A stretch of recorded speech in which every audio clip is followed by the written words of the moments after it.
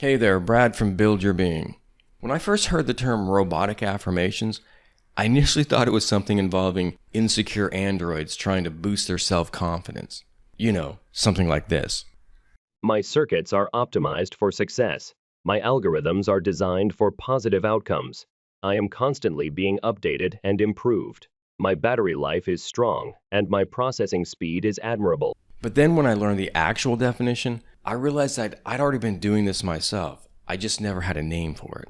In fact, I still use robotic affirmations, but not in the same way I used to. So in this video, I want to share with you how I've changed my use of robotic affirmations and what my manifestation process looks like now. And I'm hoping you'll find this helpful and that you may be able to come away with something that you can use or incorporate yourself to improve your own process. Specifically, we'll look at the definition of robotic affirmations, their drawbacks and challenges, some of my personal experiences, the primary focus I now use for achieving results and creating the life I want, and how and why I use robotic affirmations in a supporting role now instead of as the primary driver. Before we get into all that though, I just want to say at the outset that you are the leading authority of your own life. And I'm not being Mr. Bossy Pants over here telling you that you're doing something wrong or that you need to do things my way or that there's only one right way to do something. If robotic affirmations work for you as you're using them, great. Keep doing what you're doing. Think of this video as us just comparing notes, but maybe some of what I share here is something that you might want to try out and start incorporating yourself. Okay, so let's dive in. What are robotic affirmations? They're basically affirmations you repeat over and over, either out loud or in your mind, without worrying how you feel or what you believe while you're repeating them. In fact, you're probably not even thinking about them much as you say them. It's all about repetition, repetition, repetition. The idea is that over time, these repeated statements will seep into and reprogram your subconscious, which eventually does lead to belief and the experience of feeling your desired outcome. But again, there's no emphasis on visualization or the need to believe or feel like what you want is true. So in that regard, it takes a lot of pressure off the manifestation process. And of course, it's super easy. But does it really work? Well, there are both skeptics and advocates with their own success stories, so it may be a case of it depending on the person and how their brain is wired. For myself, I'm much more of a written language kind of person than a visual or even tactile person. So robotically affirming in a way comes natural to me. In fact, as I mentioned at the outset of this video, I was essentially using robotic affirmations on my own before I even knew there was a name for it. But there are still drawbacks and challenges with robotic affirmations. And I say that again as someone who still uses them, at least to a degree. Now, one of the things that I find problematic is that trying to impress your subconscious with statements that, at least initially, you don't feel or believe, well, that doesn't exactly seem like the most effective approach. It just seems a little like personal propaganda where you decide you're going to keep lying to yourself until at some point you finally start to feel or believe the lie. If the end goal is to change or impress on your subconscious a new desired reality or expectation or assumption or identity, then telling yourself something that you feel is untrue, which is what you're actually doing if you're saying something that you don't feel or believe, then what message do you think you're really impressing on your subconscious? The robotic lie or the more emotional-based but unstated negation? Again, I'm not trying to crap on anyone else's manifestation process because I actually do believe that robotic affirmations can and do work. And I'll share a couple of my own success stories. But I would respectfully make the case that when robotic affirmations do work, it's by a somewhat different process than us simply wearing down our subconscious with repeated statements we don't believe or feel. So if you'll indulge me, I'll share a couple of personal success stories where I use robotic affirmations, at least to a degree, although that wasn't the only thing I did. The first success story involves financial and business success. Now, I probably told myself 200 times a day for 2 to 3 years, I'm powerful, I'm wealthy, I'm successful. There was no specific visualization involved. Sometimes I felt it, sometimes I didn't, but it was basically just rote repetition. Now, I say no specific visualization, but I did put some financial goals and targets on my PC background wallpaper, so I guess that was a sort of text-based vision board. Now, I did eventually have some really good success. There was basically a perfect storm of converging factors. In 1 year, I was a top 1% income earner, and 1 year, I was a top 5% income earner. Full disclosure, top 1% is awesome, but it may not be quite as much as you think. Real serious wealth and income is when you're in the top 1/10 of 1%. Okay, so here's the background. I had an online business, website, private membership community in the stock market trading and investing space. And one of my clients/members took it completely upon himself to post a review of me on a very influential review site. He then encouraged other members to chime in with their own reviews, and I quickly found myself on the first page in the 5-star section of a site that attracted a lot of motivated visitors who wanted to buy and join something like what I was offering. I'd also recently finished putting together and posting a very comprehensive resource, basically a 30,000 word book with quite a few charts and illustrations on my main website as a free resource, where I basically gave away 90% of what we did inside the membership site. Giving away 90% of what you do is a really good business model, by the way.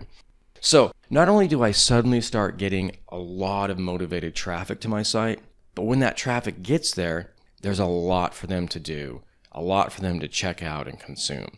The timing between this new influx of traffic and this big new free comprehensive quality resource being completed and available was perfect. And when it came time to offer them a place inside the private membership site, let's just say sales were very easy and there were a lot more of them. And then the pandemic hit. Everyone was stuck at home, trading in the stock market became hugely popular, and things really exploded. It was like fishing with Jesus. Sometimes at the end of the day, I was just mentally fried from all the money coming in and all the interaction with these new clients and members. Very good problem to have, of course. Now, Neville Goddard used to make the point. The easiest thing to do after you've created a new reality is to look at what he called the bridge of incidents that led to that reality and say, those were all just coincidences and would have happened anyway. Not likely. So, my takeaways from this experience, on the plus side, I did experience massive success. But, and I'm not complaining, it did kind of take a long time. And I would also argue that at the end of the day, I think it was more than just the robotic affirmations. I didn't keep copious notes about everything I did back then, but I do recall experiencing more and more of that feeling state. Of course, that's a big part of the rationale for robotic affirmations. While there are no requirements to believe them or feel them, eventually all that repetition should lead to some level of belief and the wish-fulfilled state feeling. I understand that and I respect it, but I still think it's a slow process that only gradually or periodically gets you there, and as such may not be the most effective or efficient way of going about it. Now, my second success story may shed more light on things. So more recently, I manifested a new relationship by incorporating robotic affirmations. But again, there were other factors at work as well. Now, I can't believe I'm actually sharing this in only the second video I posted on the Build Your Being channel, but here goes. My robotic affirmation was, initially, I have a hot young boyfriend.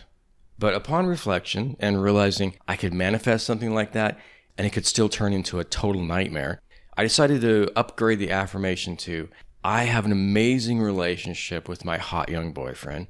We're perfect for each other, and we have the perfect living situation. Much better worded if I do say so myself. This time around, I definitely incorporated visualization. I came up with 3 short scenes that, while continuing to robotically affirm, I also routinely imagined throughout the day. They weren't X-rated or anything, but they are private and I'm not going to share them. But they were just quick little scenes that covered some different aspects of the relationship that I wanted. But before I got to either the robotic affirmations or the visualizations, I first had to do some inner prep work and resolve some of my own ambivalence about whether I even wanted a new relationship, because I wasn't actually sure for quite a while. Again, maintaining some level of privacy here, but I was in a weird and complicated sort of relationship/non-relationship place. Dysfunctional, not exactly ideal or healthy, although definitely not toxic or anything, where the easiest thing would have been for me just to maintain the status quo and basically live a comfortable, although unfulfilling and ultimately soul-deadening existence. But that was actually a good thing, because when I did finally and definitively embrace my desire, there was no desperation or need or resistance. I decided I did want a relationship, but I didn't need one. And that was a really good mental place to be in. This time I saw results much more quickly. In fact, I saw movement probably in a matter of a few weeks to a couple of months. And while the relationship itself took some time to fully develop, and there were some hiccups and setbacks along the way, in hindsight, everything really did come together pretty quickly, and it became the relationship that I really wanted. Now, I get that manifestation is always going to be mysterious, but I feel that the visualized scenes with feeling probably contributed the most, but the robotic affirmations also likely helped. Although I'm not sure I would truly characterize them as robotic, at least in terms of a lack of feeling, because when used in connection with visualization and a sense that I wanted but didn't need a relationship, they weren't just mindless repetitions. They were actually part of the feeling process, or reinforcing the feeling that came from visualizing these three little beautiful scenes over and over. So here's where I'm going with all this.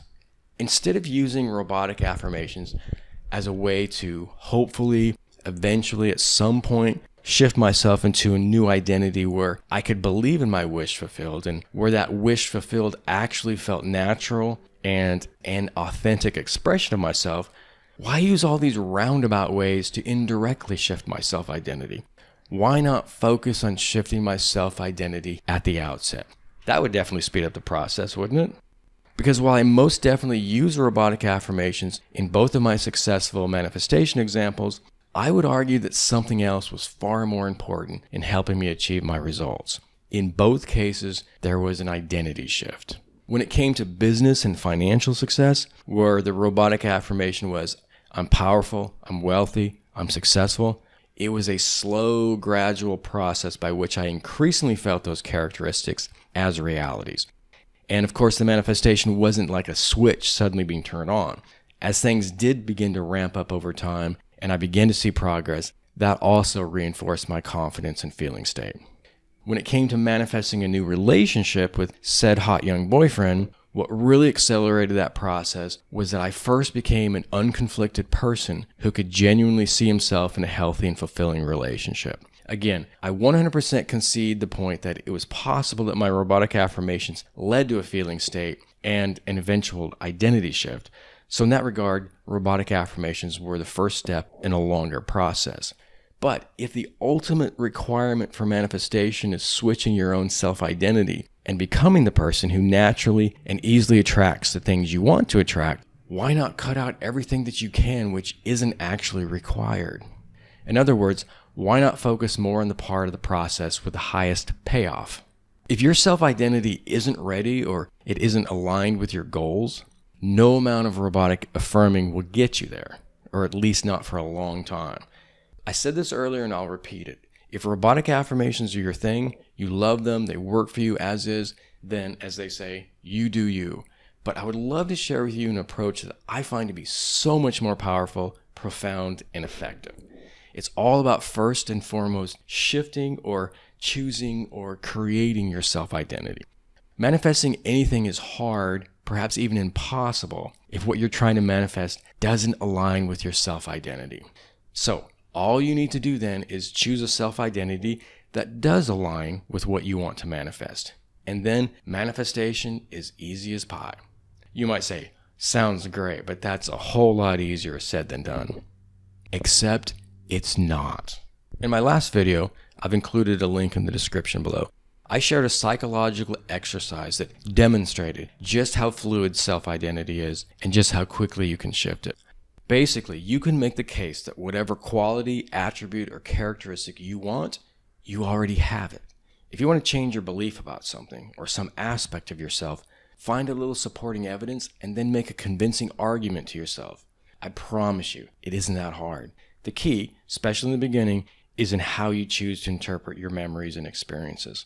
The fact that I've been a top 1% and top 5% income earner is great and convincing evidence that allows me to easily reinforce my self-identity of being a financially successful individual and someone who is good with money.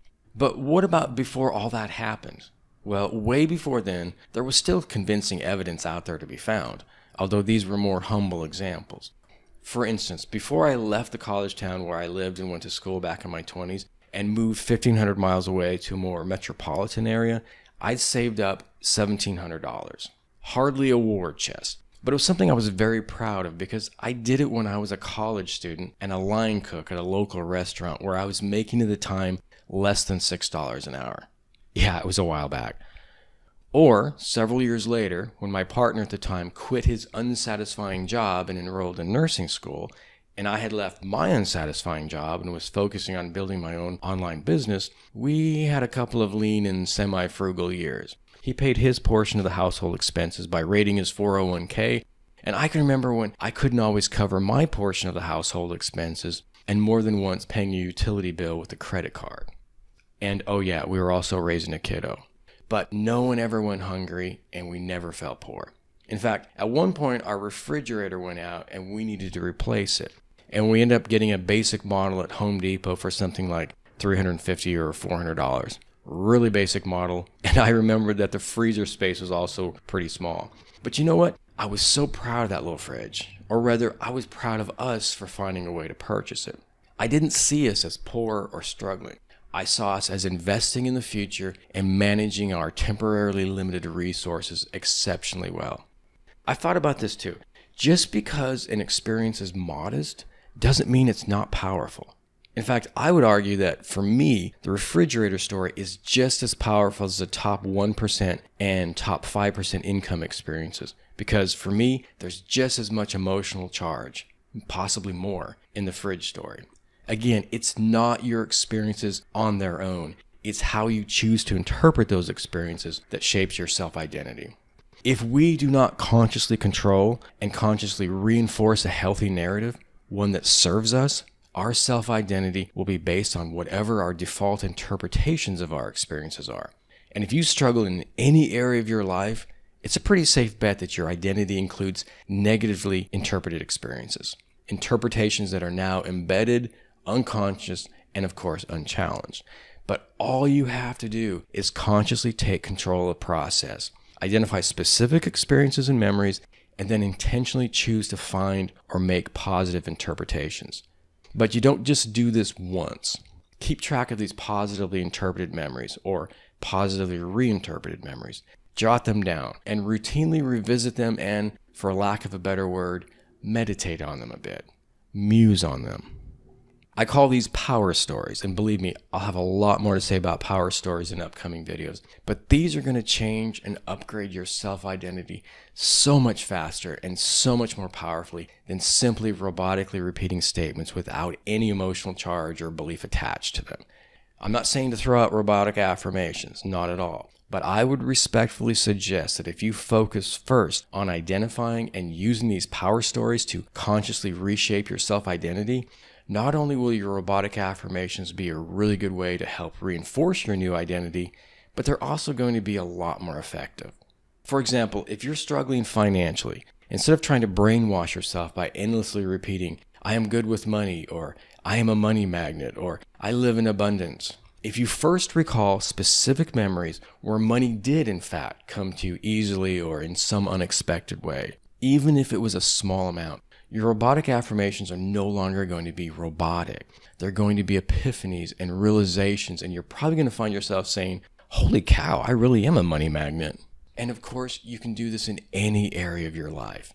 Money, relationships, health and fitness, career, mental health, you name it. Okay, in summary, nothing wrong with robotic affirmations, and I'm certainly not criticizing anyone else's manifestation process, but I believe they can be used more effectively. To me, the first step is to get your self-identity aligned with what you're trying to attract. And you do that by making a convincing argument that you really do possess the qualities and attributes and characteristics of the kind of person who easily and effortlessly achieves those results. Once you've done that, and I would also suggest that you regularly revisit and consciously reinforce your new self-identity, you can then routinely visualize 1 to 3 short scenes where in your imagination you see yourself in possession of your specific desire. And that's also a perfect place for including those robotic affirmations as you're actually doing the visualizing. But you can also use them without visualizing, because by this point, you should already be in a state where you no longer have resistance to truly believing them. So by all means, feel free to continue running them through your mind throughout the day. After all, something is always being broadcast. So it's important that you consciously choose the programming. But this is more about reinforcing or supporting your new mindset. It's not, in my opinion, the mechanism that changes your mindset.